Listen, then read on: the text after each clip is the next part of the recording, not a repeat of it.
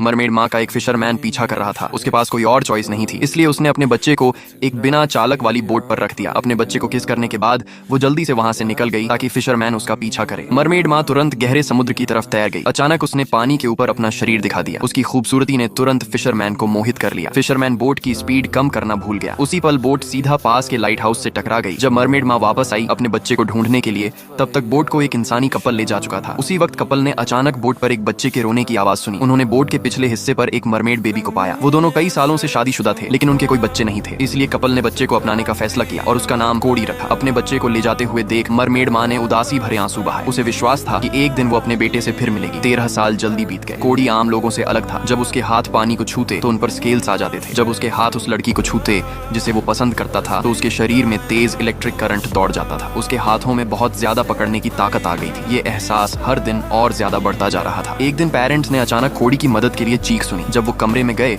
तो उन्होंने अपने बेटे को छत से उल्टा लटका हुआ पाया। माँ तुरंत कोडी को हॉस्पिटल ले गई। डॉक्टर ने कहा ये प्यूबर्टी का एक नॉर्मल फिजियोलॉजिकल फिनोमिनन है, लेकिन जैसे जैसे उसके शरीर पर स्केल्स बढ़ते गए, उसका दोस्त जेसी डॉक्टर की बात पर विश्वास नहीं कर पाया। उसने बुक्स की तस्वीरों को ध्यान से कंपेयर किया और पाया कि कोडी के स्केल्स बिल्कुल मछली के स्केल्स जैसे थे। जेसी ने फिर कोडी से कहा कि वो मछलियों से बात करने की कोशिश करे। कोडी ने एक सिंपल कमांड दिया और हॉस्पिटल की मछलियों ने रिएक्शन दिया। कोडी को फिर भी विश्वास नहीं हुआ कि वो एक मरमेड है। जब जेसी ने कोडी के हाथ में एक बल्ब रखा तो बल्ब से तेज रोशनी निकलने लगी, लेकिन जेसी फिर भी ये मानने को तैयार नहीं था कि कोडी एक मरमैन है। इसलिए उसने कोडी को अपने घर पढ़ाई के लिए बुलाया। जेसी का घर अलग अलग मरमेड स्टैच्यूज से भरा हुआ था और जेसी के पिता वही फिशरमैन थे जो कभी मरमेड माँ का पीछा कर चुका था। जब फिशरमैन ने कोडी को देखा तो उसे एक जाना पहचाना सा एहसास हुआ।